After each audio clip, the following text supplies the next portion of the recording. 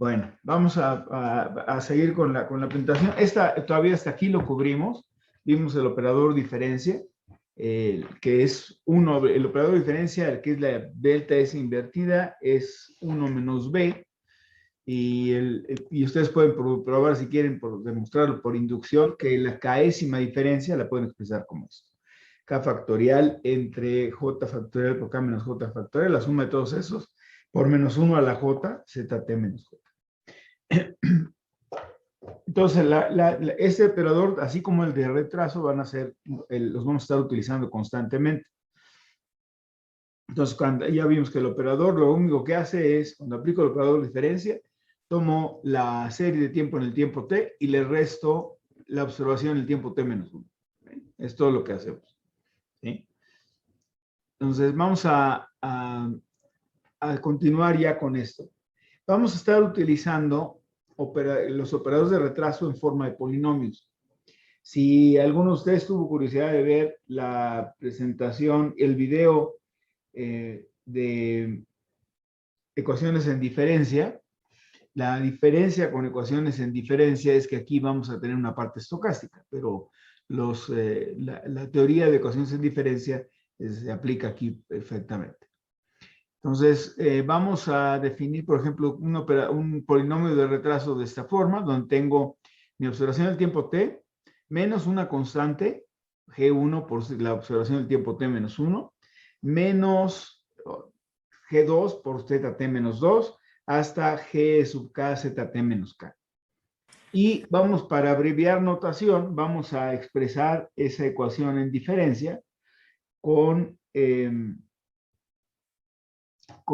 esta notación, G de B, porque le estoy llamando G de B porque los coeficientes son Gs, luego vamos a cambiar la notación y esos van a ser Is o Zetas o tetas de B. Y es básicamente este polinomio de retraso que tiene los coeficientes de B a la primera potencia, a la segunda potencia, por eso estoy tomando ZT-1, ZT-2 hasta ZT-K. Y eso lo puedo expresar como 1 menos G sub J, donde las J corresponden a los retrasos que estoy viendo, ¿no? Ahora, vamos a enfatizar aquí el hecho de que vamos a estar trabajando con polinomios de retraso, pero con polinomios de retraso que cumplen ciertas características. En particular, vamos a estar trabajando con polinomios de retraso que sean racionales. Es un polinomio de retraso racional si lo puedo expresar como el cociente de dos polinomios de retraso. ¿Sí? Entonces, si yo tengo un polinomio G de B que puedo expresar como A de B, que es un polinomio de retraso con coeficientes A1, A2, etc. Y C de B, que sería un polinomio de retraso con coeficientes C1, C2 hasta Cm, pueden ser diferentes órdenes, etc. Este lo vamos a llamar un polinomio de retraso que es racional. ¿Sí? Quitar aquí la camarita sin audio. Aquí quitarla. En particular, por ejemplo, el hecho de que podamos expresar un polinomio de retraso como el cociente de dos polinomios implica ciertas condiciones o restricciones en los coeficientes del polinomio, en los G sub J en este caso. El ejemplo más sencillo, este polinomio está dado por este polinomio, G de B es 1 más G por B, más G al cuadrado, B al cuadrado, más etcétera, ¿sí? Con G en valor absoluto menor que 1. Entonces, si G es en valor absoluto menor que 1, entonces podemos expresar a este polinomio G de B como 1 entre 1 menos G y G de B, como menos G por B, pues, ¿sí? 1 menos G por B a la menos 1, siempre y cuando tengamos esta condición, de que G es menor que 1, así lo podemos expresar. Entonces, ese es el caso más sencillo en polinomio de retraso, y vamos a estar trabajando siempre con polinomios de retraso. Ahora, ¿por qué requerimos que G sea en valor absoluto menor que 1? Imagínense el polinomio de retraso G de B aplicado a ZT, que es mi proceso estocástico, donde tengo que genera los datos Z1, Z2, etc.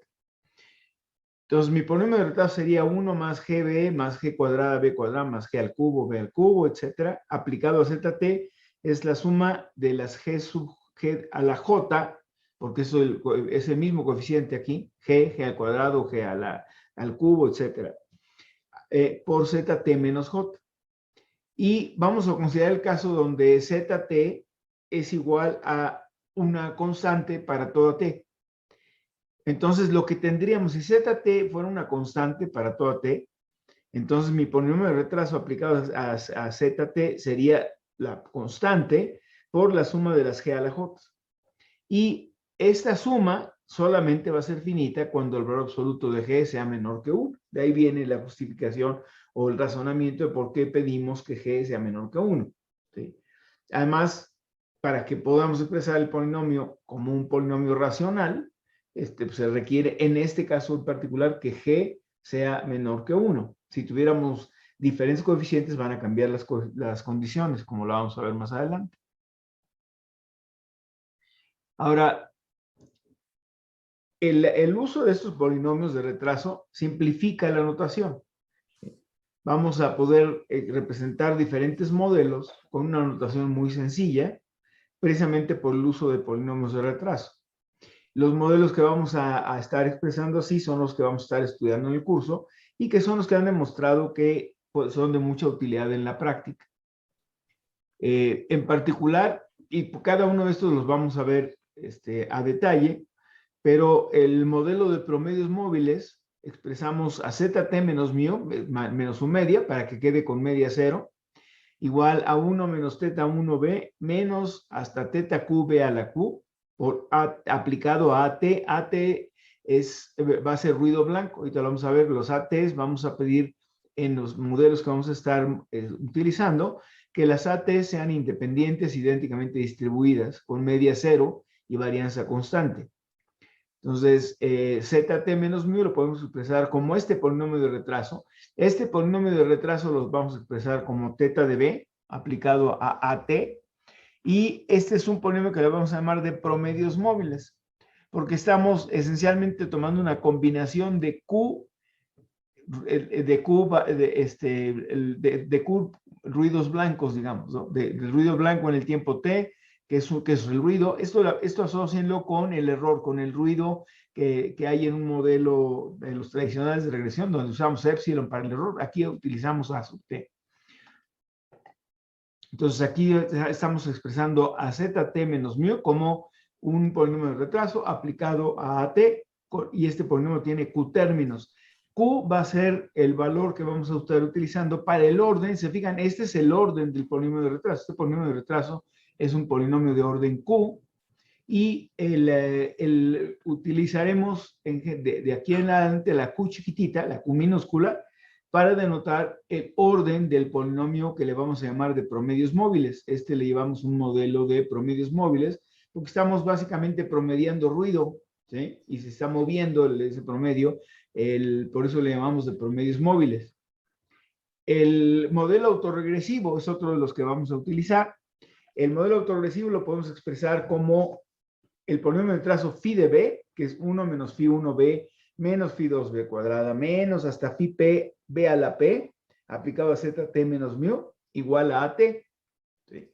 Entonces, aquí, ¿por qué se llama autorregresivo? Si ustedes pasan todos los términos excepto zt menos mu al lado derecho de la ecuación, van a ver que si yo hiciera eso, de pasar todos los términos al lado derecho de la ecuación, entonces me quedaría en este modelo, me quedaría que ZT, hoy, aquí se ya muy grande de esta pantalla, quedaría que ZT menos mu sería igual a, pasando todos los términos al otro lado, sería a phi 1 AT menos 1, phi 1 AT menos 1, menos más phi 2 AT menos 2, etcétera, ¿no? Porque estoy aplicando el mismo polinomio de retraso al AT-1, al AT-2, etcétera. ¿Sí? Entonces, y yo puedo expresar cada uno de estos. Déjenme borrar esto.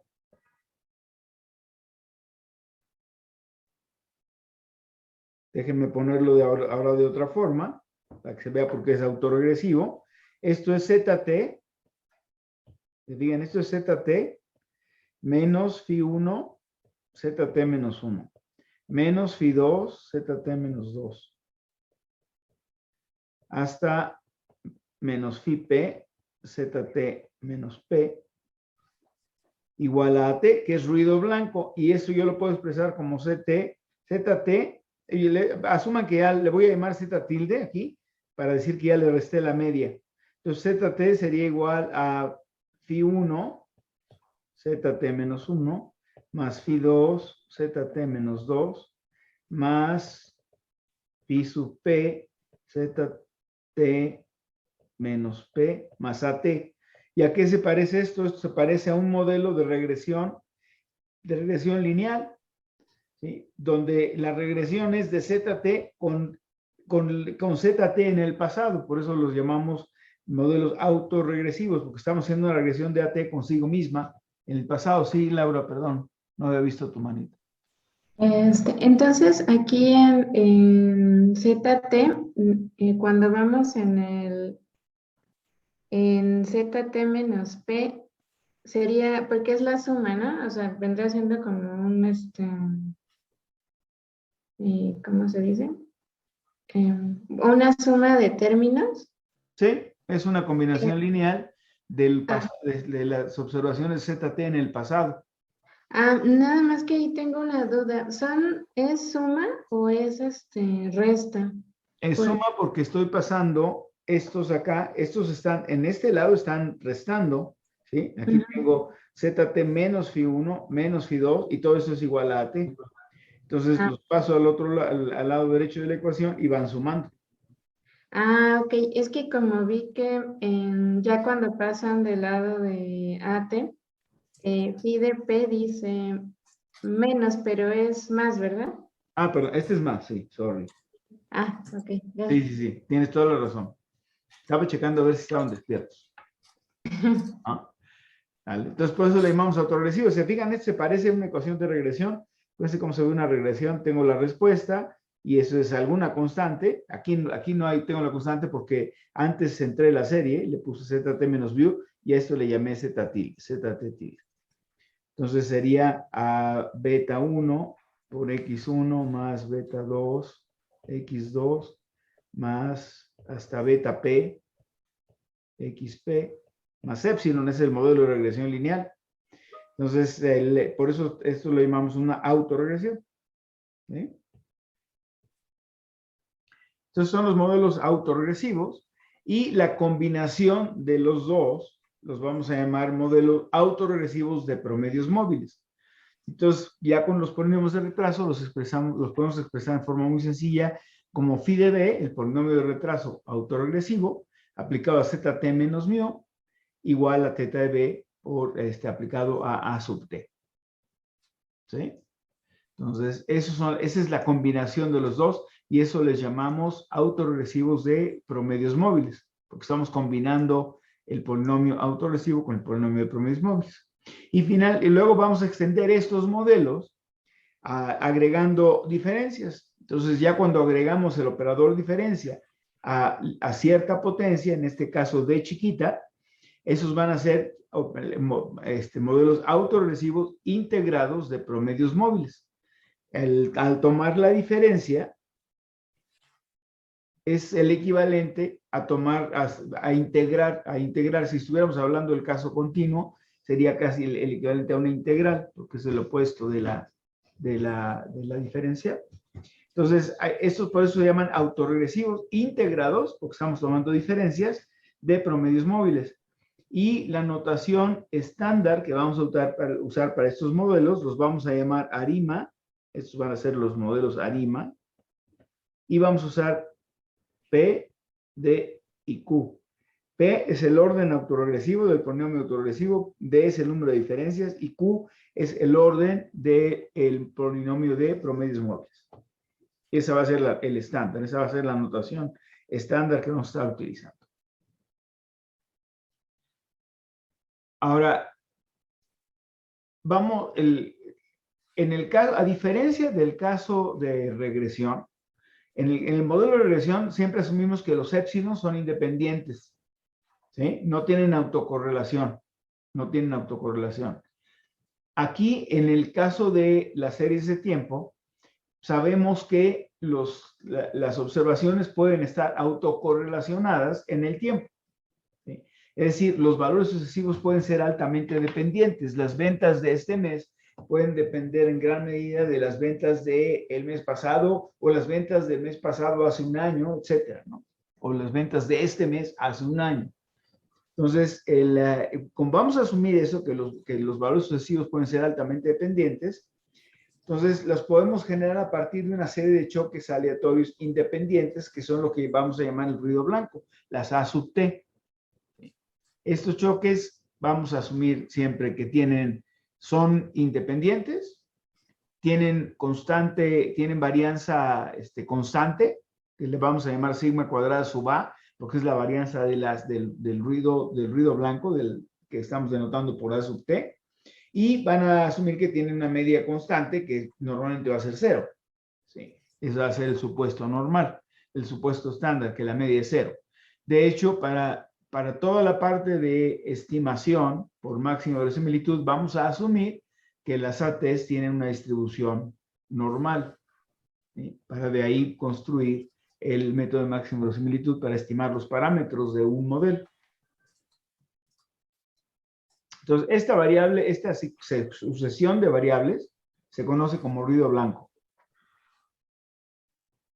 Esa la conocemos como ruido blanco. Y Joule, un estadístico desde, obviamente ya murió, de 1927, propuso expresar a ZT como una combinación lineal infinita de las ATs.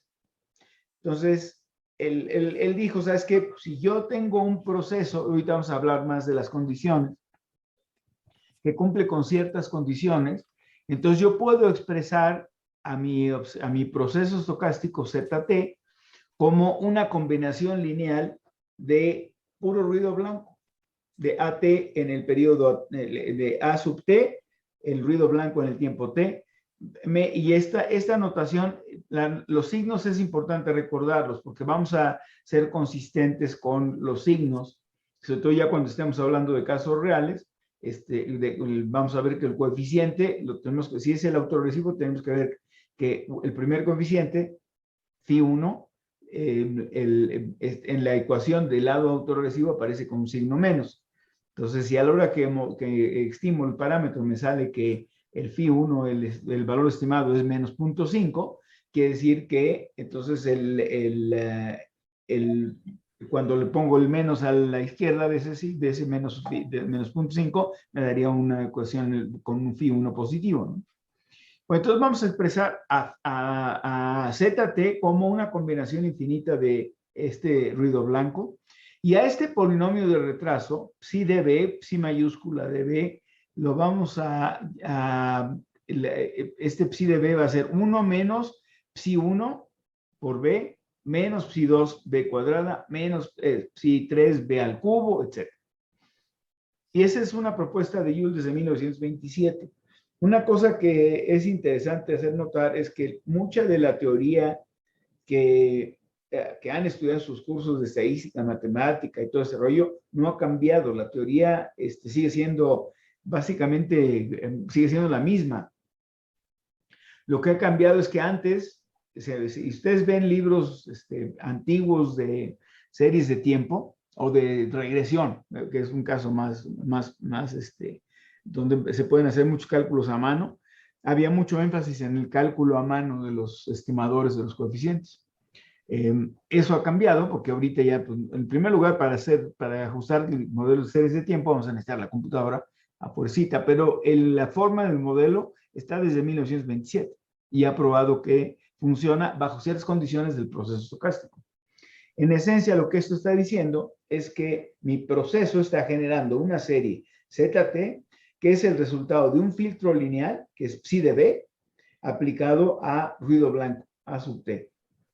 Entonces, por eso los modelos que vamos a estar estudiando aquí, les decimos que son modelos lineales de series de tiempo, porque siempre vamos a estar hablando de combinaciones lineales de mis observaciones en el presente y en el pasado, en mi ruido blanco, el presente y en el pasado. Entonces, el psi de B sería un filtro lineal al cual si entra AT, que es ruido blanco, sale el proceso observado ZT. Ahora, para poder caracterizar completamente un proceso estocástico, en teoría necesitaríamos la función de densidad conjunta de todas las variables aleatorias involucradas, ¿sí? Entonces necesitaríamos, si tengo mi primera observación Z1, Z2, Zn, yo tendría que conocer, para conocer perfectamente el proceso, necesitaría conocer la distribución, la función de densidad conjunta de todas las zetas. Esto no va a ser realista.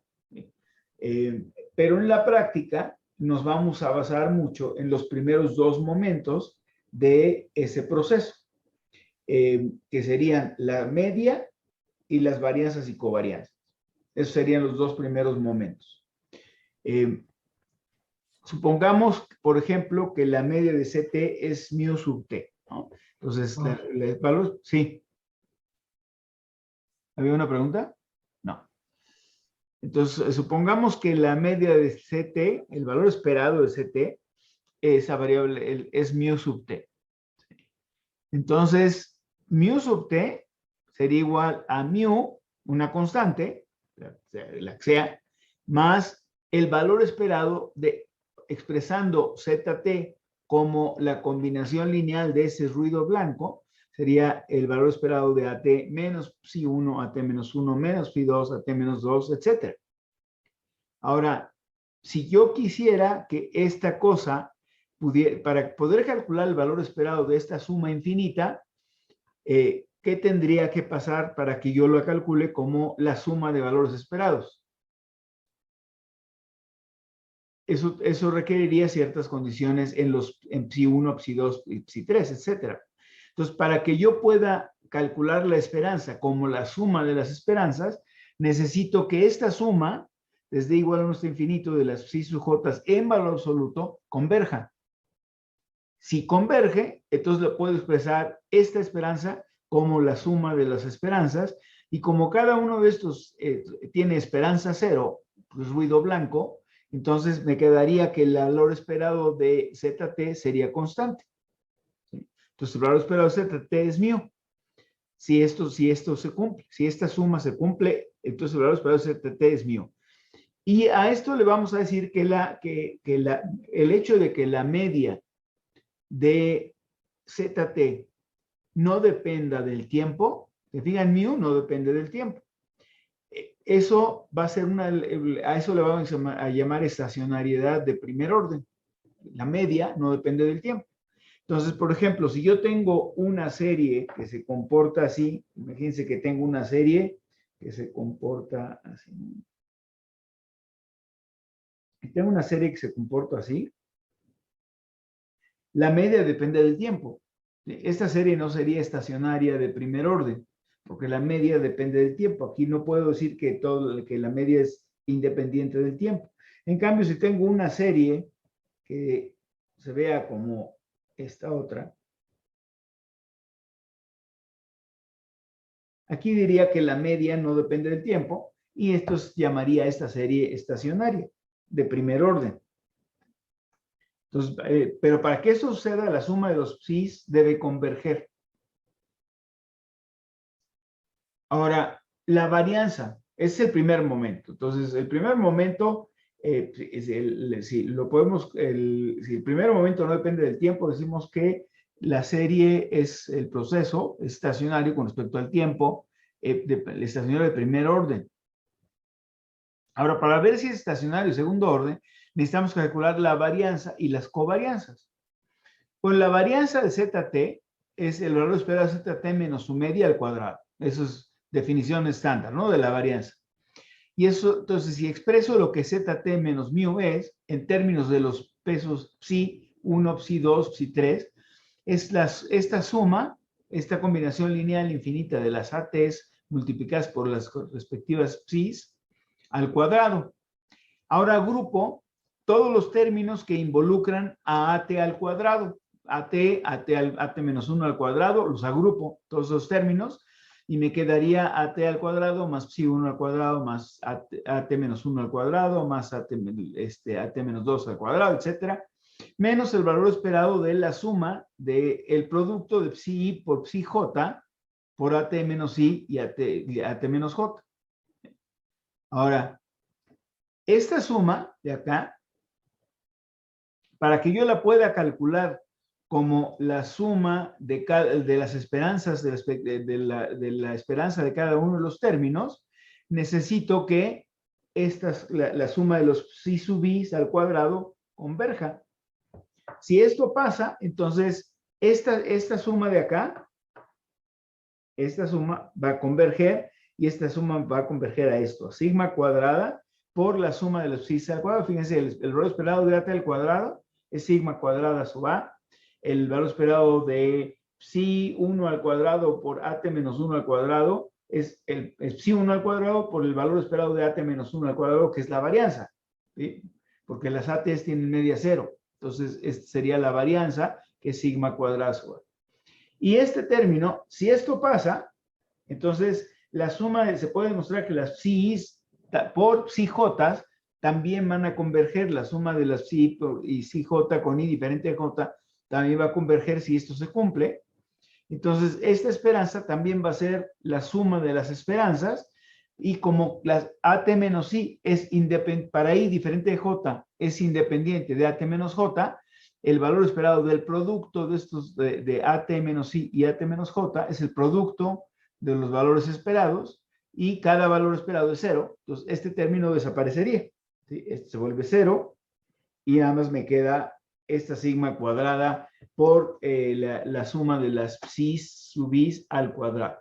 Entonces, la convergencia que necesitamos ahorita para que la varianza no dependa del tiempo. Fíjense, en esta ecuación de la varianza no, aquí no hay ninguna t involucrada. En esta ecuación no hay ninguna t involucrada. Entonces, la varianza no depende del tiempo. También necesitamos que el segundo momento, parte del segundo momento son las covarianzas, que las covarianzas tampoco dependan del tiempo. ¿Sí? Entonces, ahorita vamos a calcular las covarianzas. Pero aquí lo que queremos hacer, queremos estudiar la covarianza entre ZT y ZT más K o ZT menos K. Nos interesa la covarianza de ZT y ZT K periodos hacia adelante o ZT K periodos hacia atrás, porque esa covarianza va a ser simétrica, ¿sí? Es el que me mueva hacia adelante o que me mueva hacia atrás, lo que queremos es que esa covarianza sea simétrica. Entonces, ¿cuál es la covarianza entre ZT y ZT más K? Bueno, ese es el valor esperado de ZT menos mu por ZT más K menos mu. Ahora, hago este producto, pero reemplazo ZT menos mu por esto. Esto es ZT menos mu. Este es ZT menos mu. ZT menos mu. Y este es ZT más K menos mu. Entonces, ahora hago el producto de estos dos polinomios. Y para hacer el producto de estos dos polinomios, agrupo primero todos los términos que involucran a las a al cuadrado. ¿Sí? Todos los términos que involucran a las a al cuadrado los agrupo. Y ahí me quedaría menos, a la hora que hacen el álgebra, les va a quedar que esto es menos psi sub k por at al cuadrado más psi 1 por psi k más 1 at menos 1 al cuadrado más psi 2 por psi k más 2 por at menos 2 al cuadrado. Y déjenme borrar este rayo que está aquí.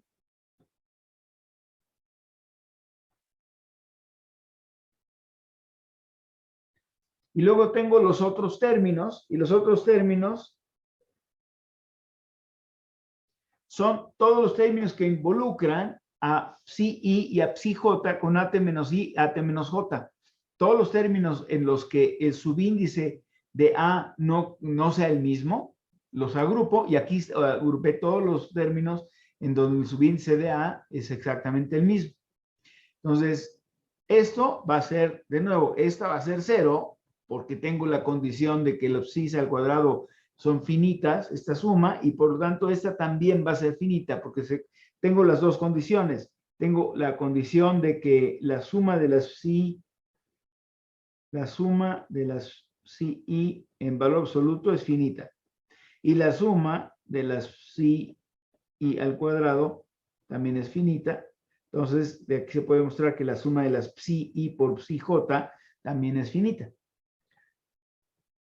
Entonces, como es finita, el valor esperado de esta suma es la suma de los valores esperados, y eso es cero, porque mientras el subíndice de A sea diferente, el valor esperado son independientes, entonces el valor esperado es el producto de las esperanzas. Y aquí va a ser la suma de las esperanzas. Entonces, la covarianza va a estar dada por esta ecuación. Va a ser sigma cuadrada por menos psi sub k más psi 1, psi k más 1 más psi 2 por psi k más 2, etc. Por esta suma infinita de psis multiplicándose.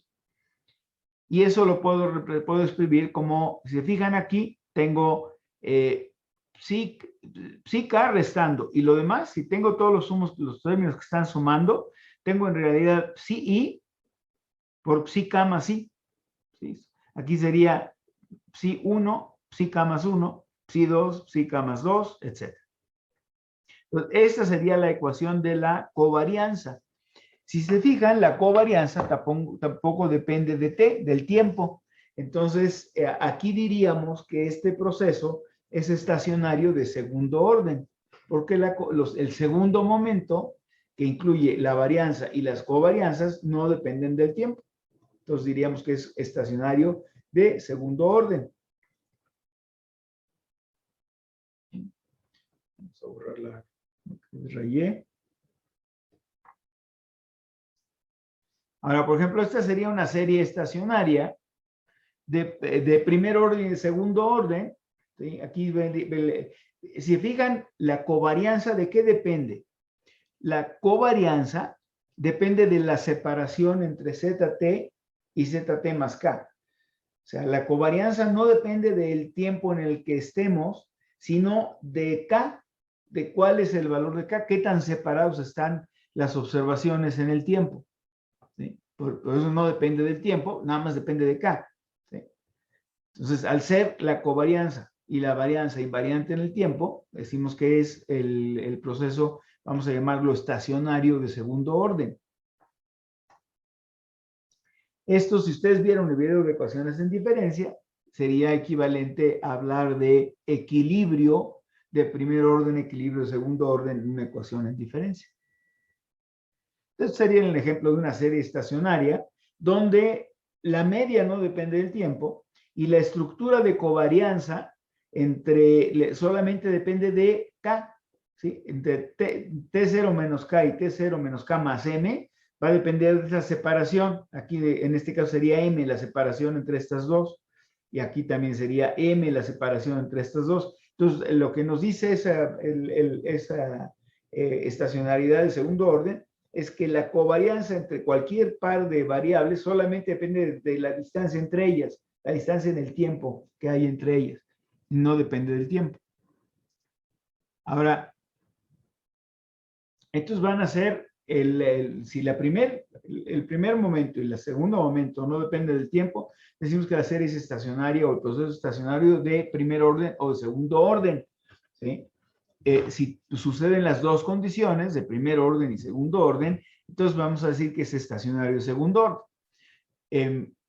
Luego vamos a ver que es muy raro encontrarse una serie de tiempo que sea estacionaria, de volada, o sea, una serie de tiempo real, pero la tenemos que hacer estacionaria para modelarla. Ahora, la definición de un proceso que sea estrictamente estacionario es aquel para el cual la función de densidad conjunta es invariante respecto a desplazamientos en el tiempo. Entonces, si yo tengo la función de densidad conjunta ZT más 1 hasta ZT más M, esta va a ser lo mismo que la función de densidad conjunta de ZT más K más 1 hasta ZT más K más M. Entonces, es invariante en el tiempo. La función de densidad conjunta no cambia. Por consiguiente, si un proceso es estrictamente estacionario, va a ser estacionario de primer orden y de segundo orden. ¿sí? Porque si las funciones de densidad son invariantes ante el tiempo, la esperanza va a ser invariante ante el tiempo y el segundo momento va a ser invariante ante el tiempo.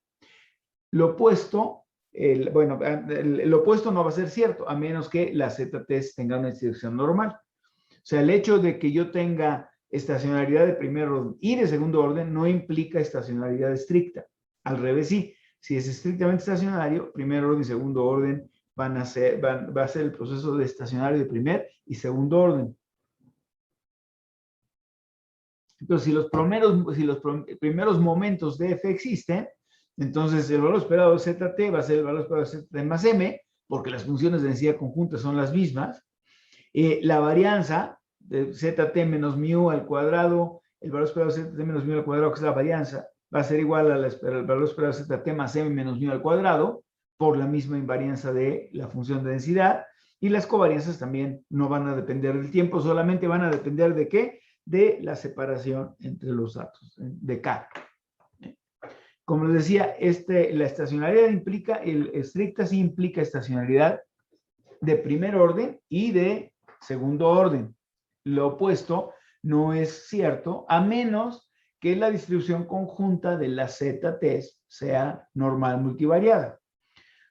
Como vamos a suponer que los ATs tienen distribución normal, el ruido blanco, entonces por eso recurrimos al hecho de que las z-t son combinaciones lineales de las ATs, combinación lineal infinita de las ATs, para asumir que pudiéramos tener algo muy cercano a la normalidad en las zetas, y entonces por eso nunca tratamos de demostrar estacionalidad estricta, que es muy difícil, y lo que tratamos de demostrar en todo caso es que la serie es estacionaria de primer orden y de segundo orden. Acuérdense que en la normal se determina completamente por su primer momento y su segundo momento. Entonces es lo que les acabo de decir. Como suponemos que la distribución va a ser normal, entonces con tener estacionalidad de primer orden, segundo orden, va a ser suficiente para lo que vamos a estar haciendo. Ahora, lo que hacemos en estadística univariada, lo hacemos aquí. Para evitar la influencia de las unidades de medida, en lugar de trabajar con las covarianzas, vamos a trabajar con las correlaciones. Entonces, acuérdense que la correlación es la covarianza entre la varianza.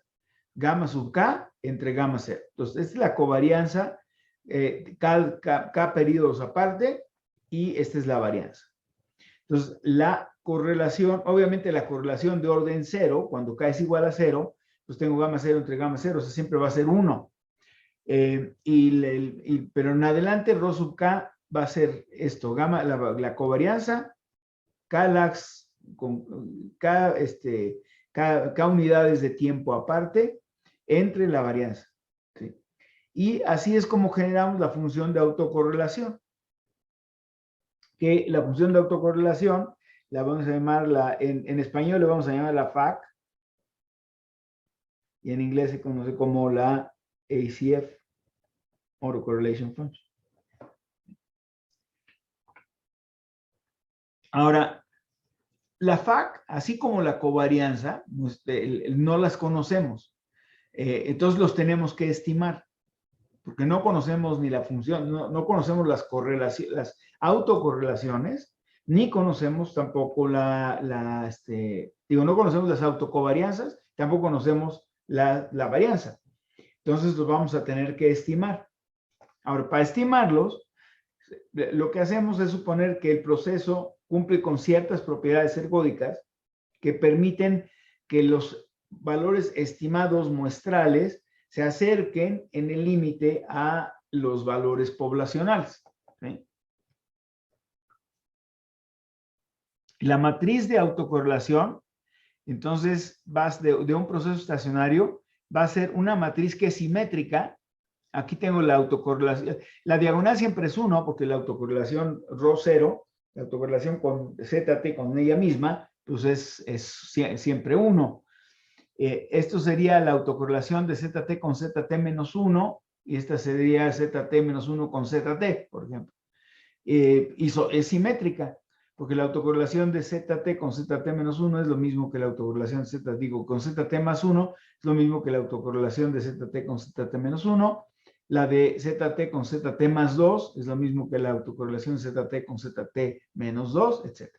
Entonces, la función de autocorrelación es simétrica, siempre va a ser simétrica, y por consiguiente, nosotros van a ver que en general vamos a estar graficando únicamente el lado derecho de la función de autocorrelación, porque sabemos que es simétrica. Y esa es la que vamos a estar analizando para ayudarnos a identificar con qué tipo de modelo estamos trabajando.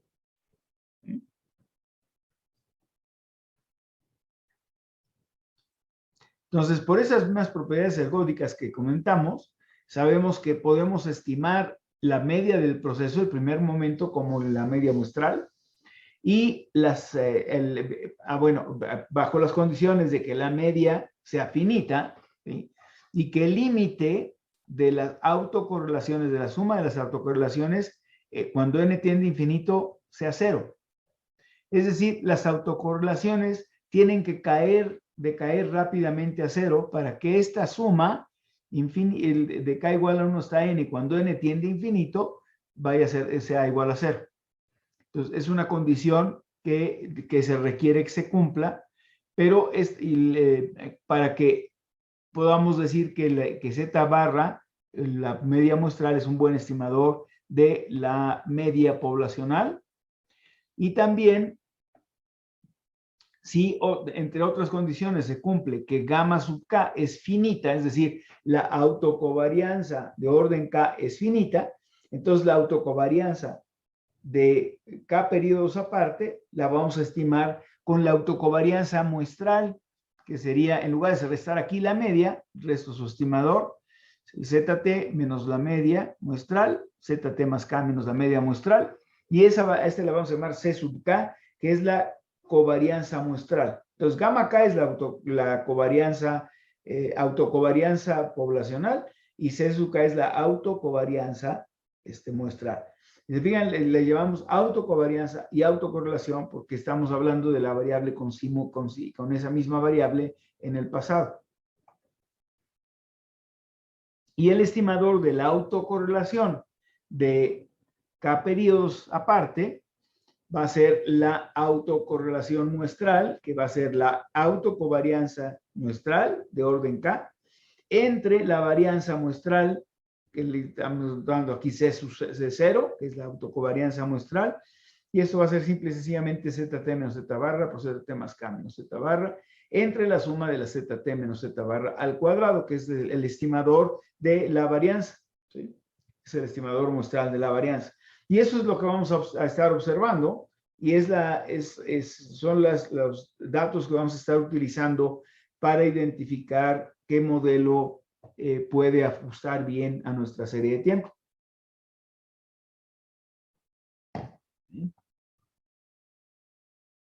Bueno. Entonces, un par de ejemplos. Si tenemos un proceso puramente aleatorio, donde A sub T, por ejemplo, A sub T, pues son mutuamente independientes, tienen varianza constante, ¿sí?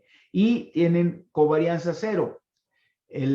Son mutuamente independientes y estamos asumiendo también normalidad, entonces la covarianza entre AT y AT más K va a ser cero.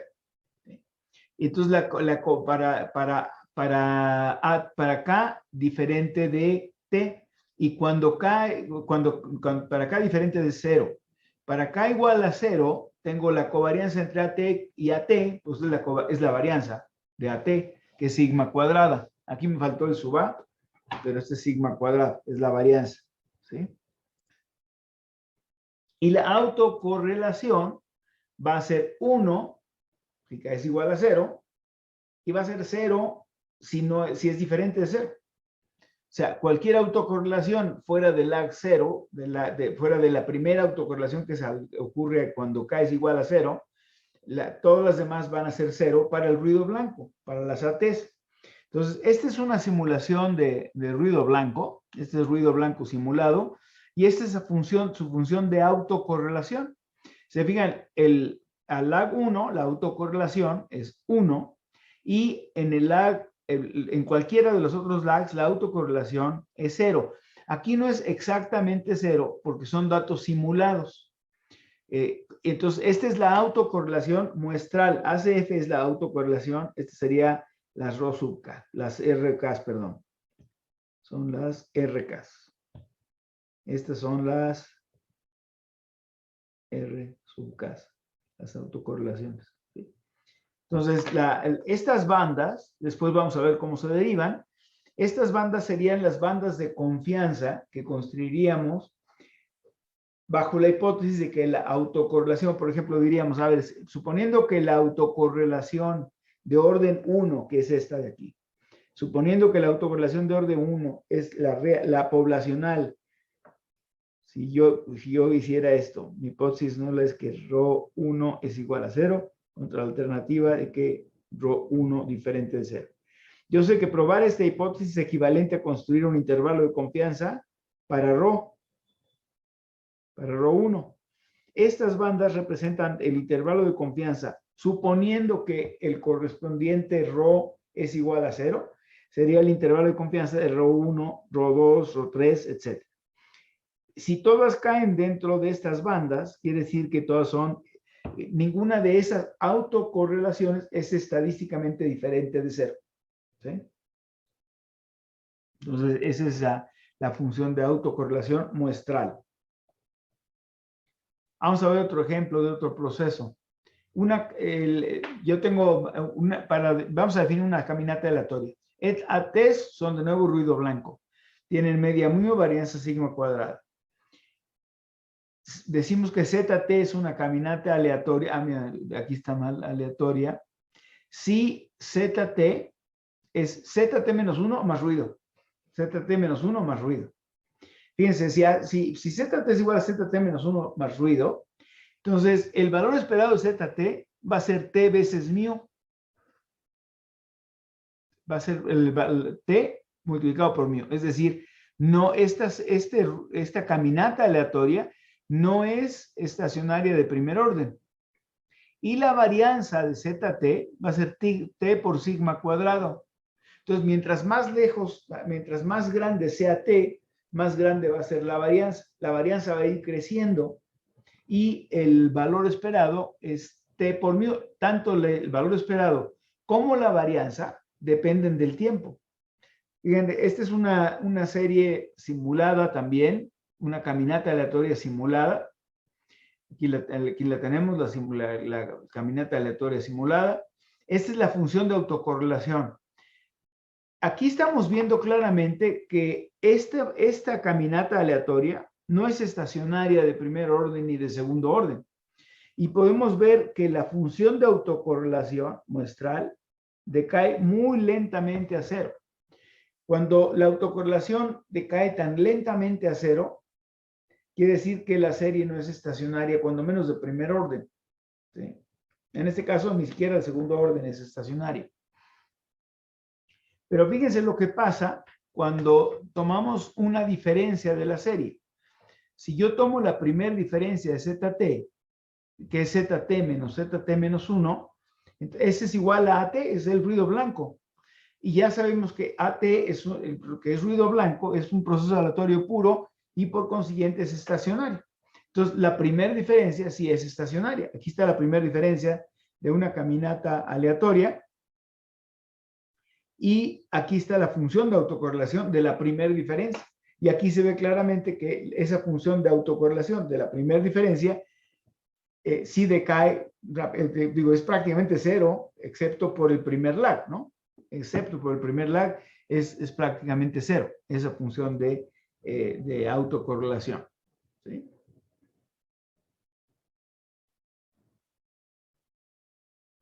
Bueno. Por ejemplo, esta es una serie, esta serie está en Brightspace, es el rendimiento de un proceso químico. Esta serie la saqué de Boxing Jenkins, del libro de Boxing Jenkins, del original, porque, bueno, sigue apareciendo en el Box Jenkins, Young y Reinsel.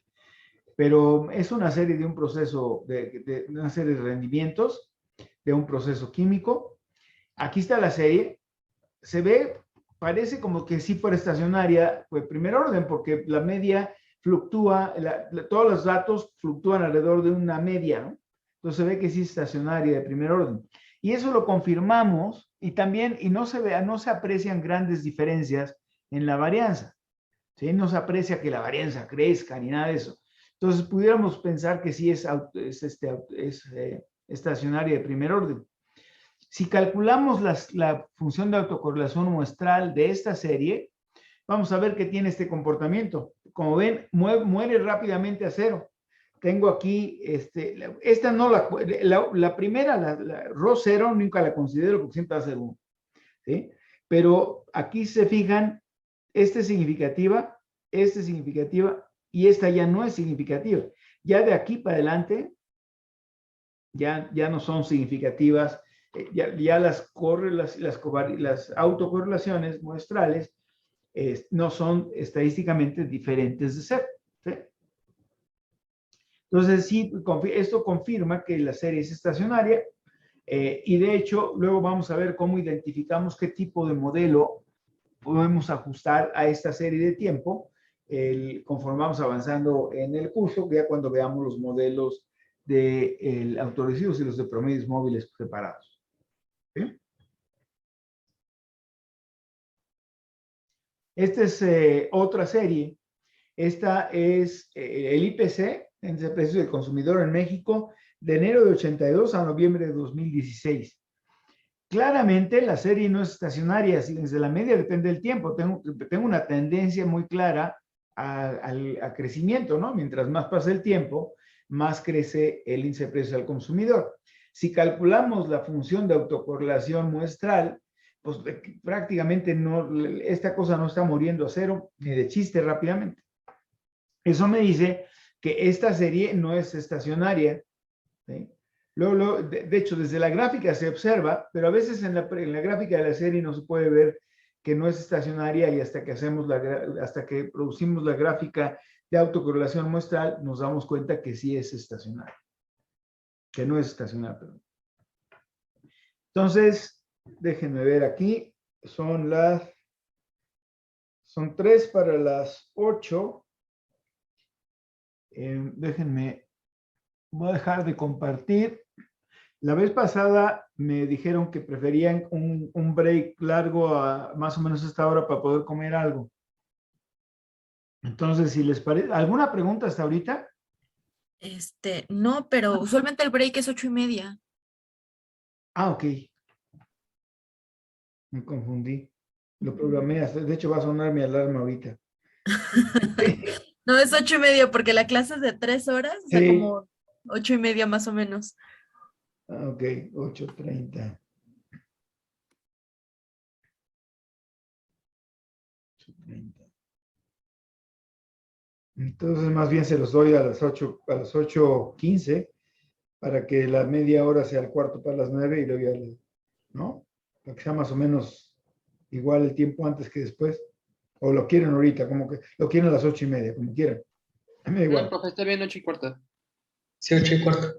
Ok. Bueno, ya puse mi alarma porque si no, entonces vamos a seguir compartiendo. Ahora vamos a empezar a hablar de diferencias y estacionariedad. Entonces me voy a salir de esta presentación.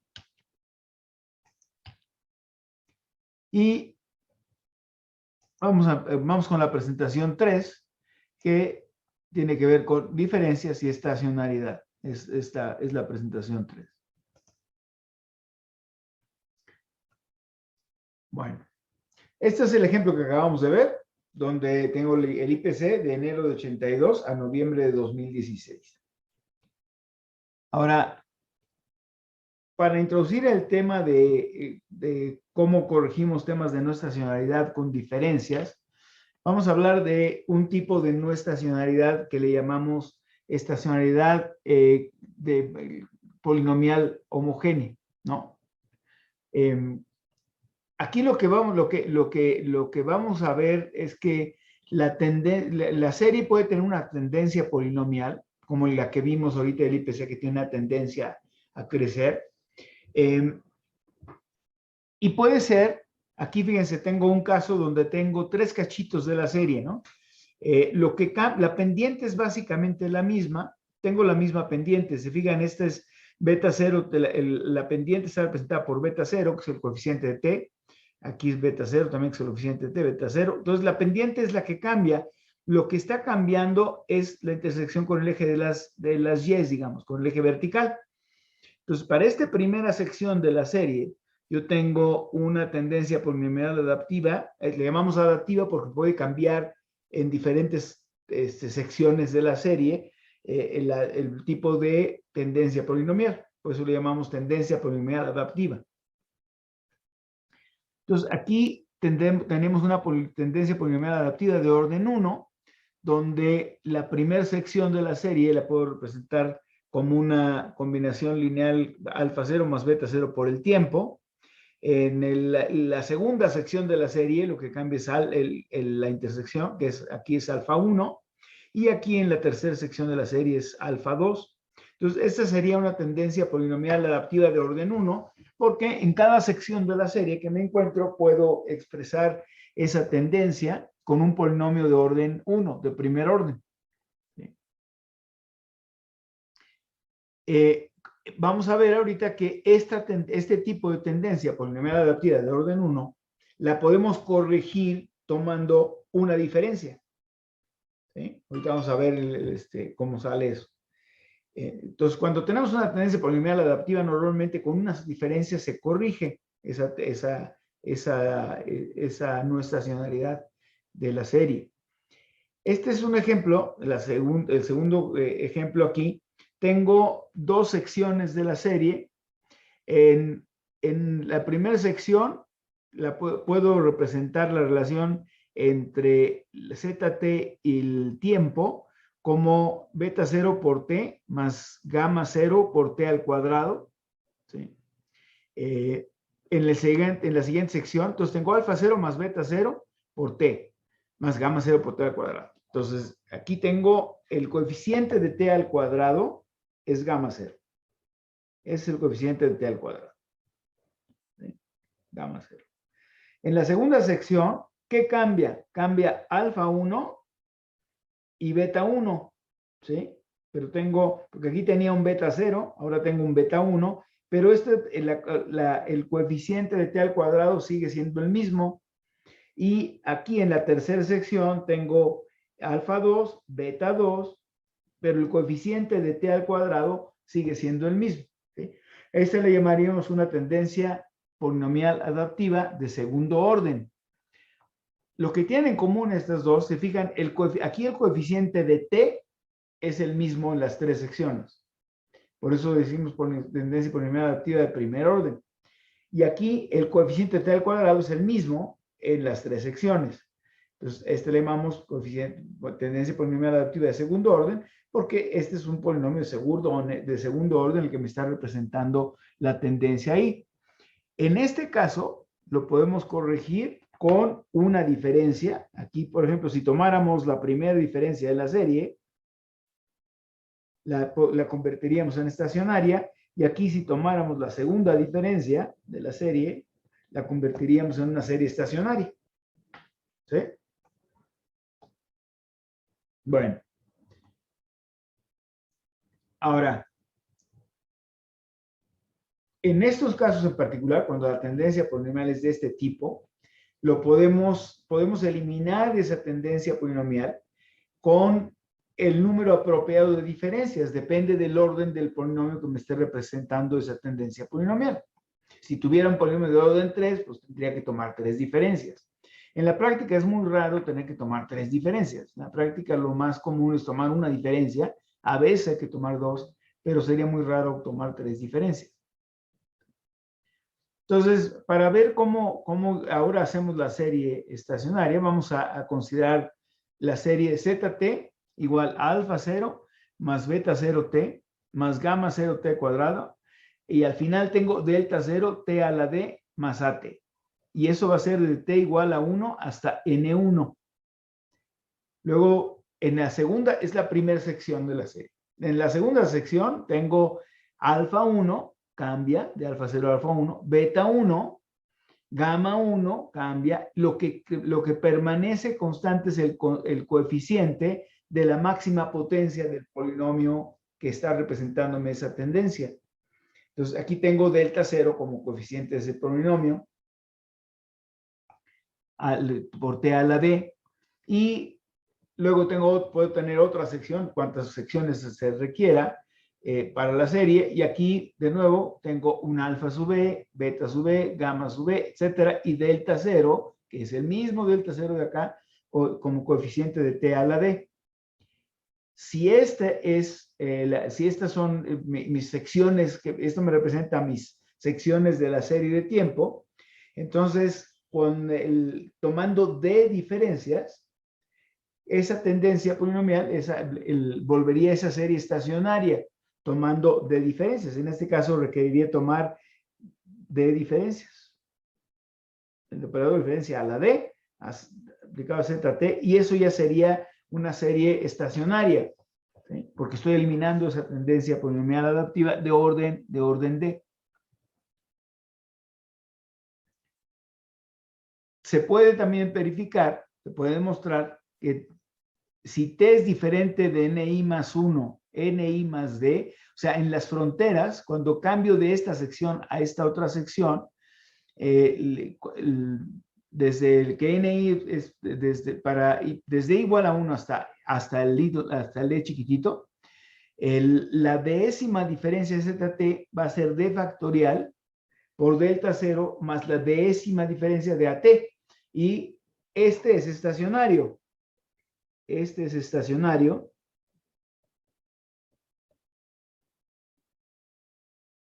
Y esto no depende de t. Entonces también es una constante que depende de delta 0, del coeficiente del término de mayor orden, más un proceso que es estacionario. Esto no lo hemos visto, pero si yo tengo un proceso estacionario y tomo una diferencia, lo que queda sigue siendo un proceso estacionario, ¿sí? Es decir, si tengo el AT y tomo AT menos AT menos 1, la primera diferencia de AT va a ser también un proceso estacionario, porque su valor esperado va a ser 0, que no depende del tiempo. La varianza va a ser el valor esperado de AT por AT menos 1, ¿sí?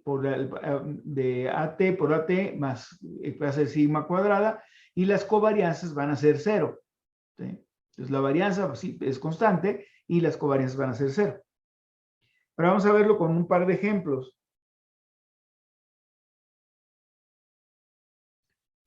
Vamos a tomar este proceso. Tengo 3 secciones, ¿no? Esta es la primera gráfica que vimos. Tengo 3 secciones. La primera va desde 1 hasta N1. La segunda va de N1 más 1 hasta N2. Y la tercera va de N2 más 1 hasta N. N es el total de datos que tengo, ¿sí? Entonces, mientras yo esté dentro de cada uno de estos rangos, si t es igual a 1 hasta N1, la primera diferencia va a ser únicamente beta 0 más la primera diferencia del ruido blanco, ¿sí? Tomen esta ecuación aquí. Si yo veo la primera diferencia de ZT menos ZT menos 1, aquí es igual. ZT es alfa 0 más beta 0T más AT. Y le resto ZT menos 1, que es alfa 0 más beta 0T menos 1, perdón, T menos 1 más AT menos 1. Entonces, ¿me queda qué? Me queda alfa 1 menos, aquí sería alfa 0, ¿no? Es alfa 0 aquí. Alfa 0 menos alfa 0, pues es 0. Y luego tengo beta 0t más beta 0 por t menos 1, beta 0t más beta 0t, y luego menos beta 0 más at menos 1, más at por at menos 1, más at por at menos 1. Entonces me da beta 0, aquí me daría beta 0, más at menos 1 Y esto es la primera diferencia de AT. ¿Sí?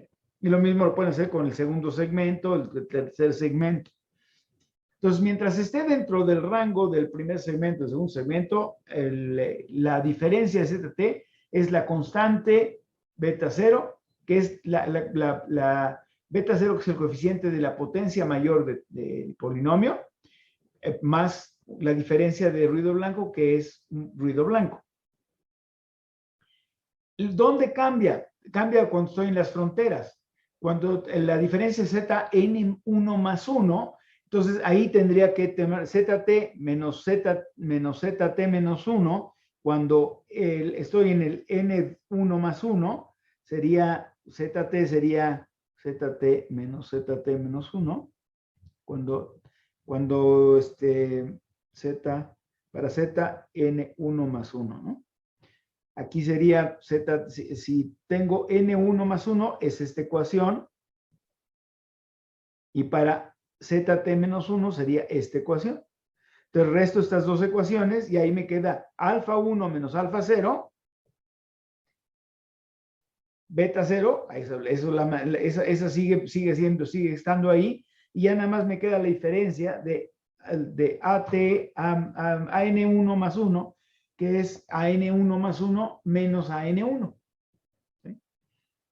Entonces, ya para la primera diferencia, en cualquiera de los casos, es un proceso estacionario. Porque este es estacionario y aquí es estacionario. Entonces, tengo un proceso estacionario. Ese es para una no estacionalidad homogénea de polinomial adaptiva de orden 1. Si tengo una tendencia polinomial adaptiva de orden 2, bueno, aquí lo que es común a estas dos ecuaciones, en diferencia, a estas dos ecuaciones del modelo para ZT, es gamma 0. Entonces, cuando tomo la diferencia dentro de este rango de t igual a 1 hasta n1, voy a tener alfa 0, se va a cancelar con alfa 0. ¿Sí? Luego, beta 0 se va a cancelar con beta 0, con beta 0t también. Y me quedaría nada más gamma 0, que es de acá, por 2, más la diferencia, la segunda diferencia de AT. ¿Sí? AT, la segunda diferencia de las ATs, que también es un proceso estacionario. ¿Dónde cambia? Cambia en las fronteras. Cambia cuando estoy en N1 más 1 y en N1 más 2. Cuando estoy en N1 más 1, cambia y es 2 gamma 0, eso no cambia, es común a los dos. Alfa 1 menos alfa 0 y aquí sería alfa 1 menos alfa 0 también. Porque nada más estoy considerando dos secciones de la serie aquí. Y luego tendría N1 por beta 0 menos beta 1 y aquí tendría beta 1 menos beta 0. ¿Sí? Beta 1 menos beta 0 contra beta 0 menos beta 1 y esta que es estacionaria. La segunda diferencia de las ATs que también es un proceso estacionario. ¿Sí? Entonces, en general, si tengo una tendencia polinomial adaptiva de orden D, tomando D diferencias, la puedo corregir. Y ya no elimino esa tendencia polinomial adaptiva. Y entonces la serie se vuelve estacionaria. ¿Sí? Y en general, se puede demostrar, de hecho, se puede hacer por inducción, que la décima diferencia de ZT sería D factorial delta 0 más la décima diferencia de AT. Cuando tengo una diferencia estacionaria, cuando tengo una tendencia polinomial adaptiva de orden D. Entonces, esta serie, la décima diferencia, va a tener las mismas características que la décima diferencia de AT, es decir, va a ser estacionaria, es decir, va a tener media constante y va a ser y varianza constante. La diferencia es que mientras AT tiene media 0, aquí la diferencia no va a ser 0, la media no va a ser 0, la media va a ser D factorial por delta 0. pero tampoco depende de t. Entonces no depende del tiempo, por consiguiente la serie es estacionaria en cuanto a su nivel, en cuanto al nivel de la misma serie, ¿no? Entonces, esto no lo vamos a demostrar, pero se puede, si ustedes aplican el operador diferencia a una serie estacionaria, en este caso sería AT, obtenemos otra serie estacionaria, sería la décima diferencia de AT, y la varianza cambiaría, pero no depende del tiempo, ¿sí? La varianza de esta serie va a cambiar, ahora va a ser 2d factorial por sigma cuadrada entre d factorial cuadrado, pero no depende del tiempo, lo importante es que no depende del tiempo. Pero fíjense que esto es importante verlo, porque si la varianza de AT es sigma cuadrada, y aquí tengo 2d factorial sigma cuadrada entre d factorial al cuadrado, entonces quiere decir que mi varianza, cuando estoy tomando diferencias de una serie estacionaria, está cambiando. De hecho, vamos a ver que una forma de checar, como al diferenciar una serie estacionaria, obtenemos otra serie estacionaria, es fácil sobrediferenciar. Entonces, para detectar si estamos sobrediferenciando, vamos a usar el hecho de que cuando ya sobrediferencio una serie, entonces la varianza empieza a crecer. Ahorita lo vamos a ver eso. Bueno, sale. Entonces son 8:16. Déjenme dejar de grabar. Así.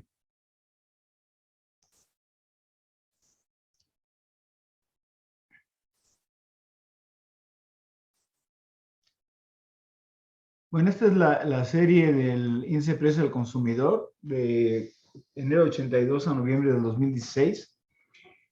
Como ven, la función de autocorrelación cae muy lentamente a cero. Y es claro porque la serie no es estacionaria, la media depende del tiempo. Pero si vemos ahora la primera diferencia, ahora sí, ahora todo fluctúa alrededor de un valor constante. Sin embargo, podemos apreciar en la gráfica que pareciera ser que la varianza está cambiando, ¿sí? Aquí pareciera ser que la varianza está cambiando. ¿Se fijan? Aquí tengo, si yo veo el spread de los datos por aquí, esta sección es así. Luego en esta sección tengo una mayor variabilidad. Ay, aquí me equivoqué. Déjenme agarrar la gomita de borrar. No quiero borrar todo. Entonces aquí tengo básicamente mi variación anda por este rango, que está diferente, mientras que si voy al final de la serie, pues mi variación anda mucho más grande, ¿no? Entonces puede ser que tenga un problema de varianza no constante, lo cual también tengo que corregir. Si la tuviera, tendría que corregir eso.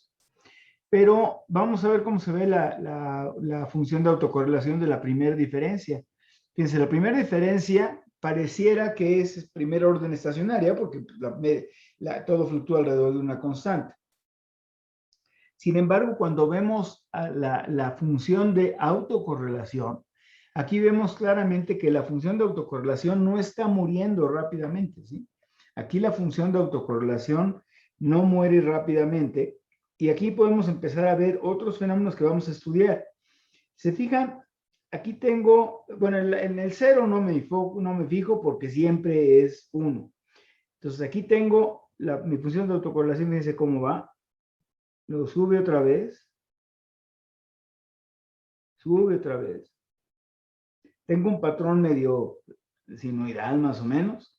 Pero si yo veo estos picos, eso no está decreciendo rápidamente a 0. Entonces, tengo otro tipo de no estacionalidad aquí. Pudiera ser que tenga algún efecto estacional. Fíjense que estos son datos mensuales y fíjense dónde tengo picos. Tengo picos en el lag 1, en el lag 12, un año después, y en el lag 24, 2 años después. Entonces, esto lo vamos a ver más adelante cuando veamos modelos que consideren el componente estacional, pero claramente la función de autocorrelación no está muriendo tan rápidamente y habría que hacer otra cosa para hacerla estacionaria. Vamos a... ahorita vamos a ver todo esto en R, ¿no? Esta es la segunda diferencia. Ahora fíjense, la segunda diferencia, todavía se alcanza a apreciar cierta variabilidad en ciertas diferencias en la varianza de la serie, sobre todo aquí muy al principio. Y aquí vemos la función de autocorrelación de la segunda diferencia. Esto sigue indicándome, ya es prácticamente cero, fuera de lag a los 6 meses y al año y a los 18 meses es prácticamente cero. Entonces, pudiera ser que sí tenga algún patrón estacional, es algo que está ocurriendo cada 12 meses. Aquí hay dos enfoques que vamos a seguir.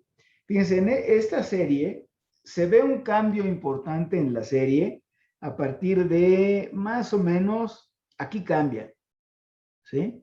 Aquí cambia. Aquí cambia la serie. Esa diferencia tan marcada en varianza no se ve tan marcada después de este punto, aunque podemos alegar que tenemos otro cambio en la varianza por aquí, ¿no? Más o menos aquí otro cambio. Como normalmente en series de tiempo nos interesa pronosticar hacia futuro, una de las cosas que podemos hacer cuando tenemos comportamiento así es, llega un momento en que tanta historia no me va a ayudar a modelar, al contrario, me va a perjudicar en el proceso de modelado. Entonces, a lo mejor puedo truncar la serie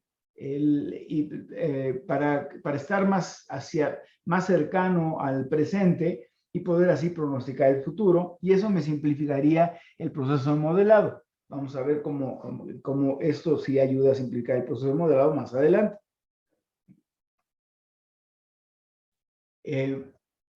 Ahora, ya habíamos comentado, si yo tomo la diferencia de una serie estacionaria, la serie que resulta sigue siendo estacionaria. Entonces, existe el riesgo de sobrediferenciar.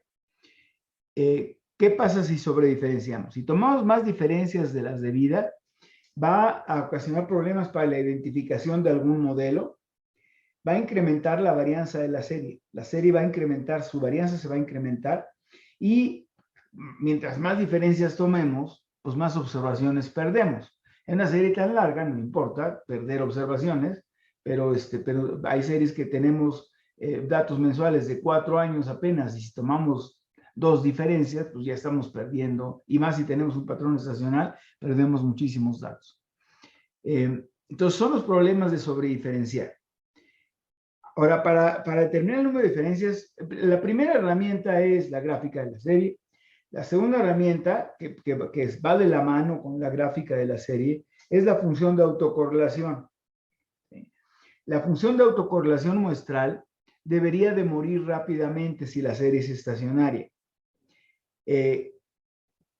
Si sigo observando que no es estacionaria, puedo tomar una diferencia más, como lo acabamos de hacer con la del IPC, con 2 diferencias, y habría que checar si no estamos sobrediferenciando, porque no estamos considerando aquí en esta serie el patrón estacional, el patrón algo que está ocurriendo cada 12 meses.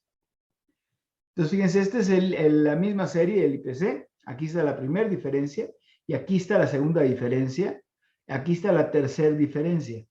Si tomo la primera diferencia, fíjense que la desviación estándar de la serie original es 40.53. La desviación estándar de la primera diferencia es 0.31. De la segunda diferencia es 0.24. Pero si tomo una tercera diferencia, la desviación estándar es 0.36. Ahí ya creció la varianza. Quiere decir que ya sobrediferencié. Esto me está diciendo, cuando comparo esto con este de acá y veo que creció, me está diciendo que no debo tomar una tercera diferencia. No debo tomarla, porque ya estoy sobrediferenciando la serie. Entonces, el criterio para saber si sobrediferenciamos es calcular la desviación estándar o la varianza de la serie original, la primera diferencia, la segunda diferencia, etcétera, para ver cuándo ya estamos sobrediferenciando, porque hay que detenernos antes. Entonces, nos quedaríamos aquí, en este ejemplo, nos quedaríamos con esta segunda diferencia.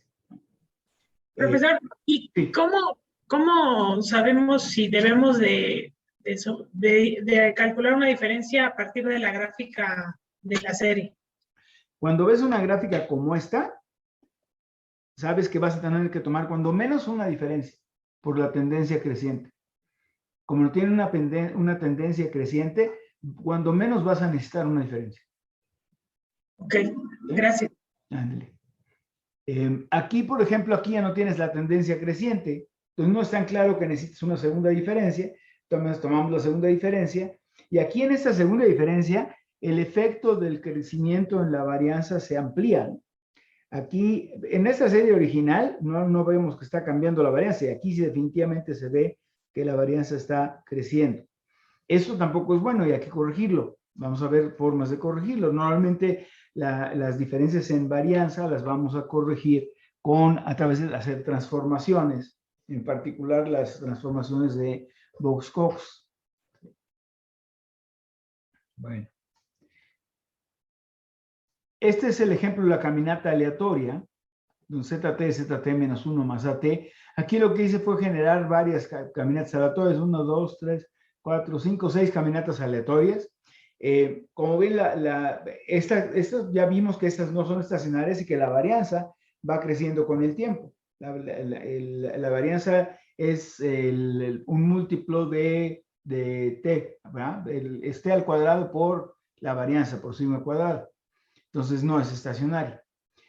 Para la media no cambia con el tiempo en esta serie, es el valor esperado ZT menos 1, perdón, es mu, pero la varianza depende del tiempo y crece de hecho con el tiempo. Esta es la varianza de una caminata aleatoria, y como ven es la varianza de ZT, es la varianza de ZT más 1, de ZT menos 1, la varianza que teníamos, la varianza al tiempo T menos 1, más sigma cuadrada. Entonces, mientras más nos alejamos, más va creciendo esta varianza. Y la varianza de ZT menos 1, es la varianza de ZT menos 2, más sigma cuadrada, por lo que la varianza de ZT es la varianza de ZT menos 2 más 2 veces sigma cuadrada. Entonces, mientras más nos alejamos, T menos 3 sería 3 veces sigma cuadrada, T menos 4 sería 4 veces sigma cuadrada, etc. Entonces, la varianza va creciendo. Y en general, esto es lo que pasa. En una caminata aleatoria, la varianza de ZT es la varianza de ZT menos n, más n veces la varianza, la varianza de las A's originales, de las A sub T. Las autocovarianzas, en el caso de la caminata aleatoria, también dependen del tiempo. Acuérdense que ZT, la covarianza es el valor esperado ZT menos mu por ZT menos 1 menos mu. Es la covarianza entre ZT y ZT menos 1. Y esa es la varianza de ZT menos 1. Si hacen ZT menos mu, es ZT menos 1 más AT menos mu. Lo multiplico por ZT menos 1 menos mu, y me da que el valor esperado ZT menos mu al cuadrado, más AT por el ZT menos 1 menos mu. Y este valor esperado, ZT menos 1 menos mu al cuadrado, es la varianza de ZT menos 1. Y ya lo comentamos, si yo en lugar de estudiar la serie original, estudio la primera diferencia, bueno, pues la primera diferencia me da ruido blanco, que es estacionario, ¿sí? Y en este caso, la autocorrelación solamente va a ser 1 si k es igual a 0, y va a ser 0 si k diferente de 0, porque este es ruido blanco. ¿Sí? Esta es la primera diferencia de 6 caminatas aleatorias. Ahí está la primera diferencia. Como se ve, como pueden ver, la media es constante. ¿Sí? La media es constante, pero la varianza va creciendo mientras más me alejo de t, más va creciendo la varianza. Vamos a irnos a R. Ahora vamos a, déjenme salir de aquí.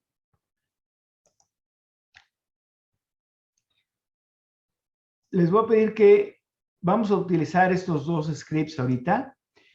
Uno que se llama ST03, diferencias y estacionariedad, y otro que se llama ST03, ZOO y TS objects. Porque hay una estructura de serie de tiempo que se maneja con un paquete que se llama ZOO, que tiene varias ventajas para ciertas series. Ahorita vamos a ver cuáles son las diferencias.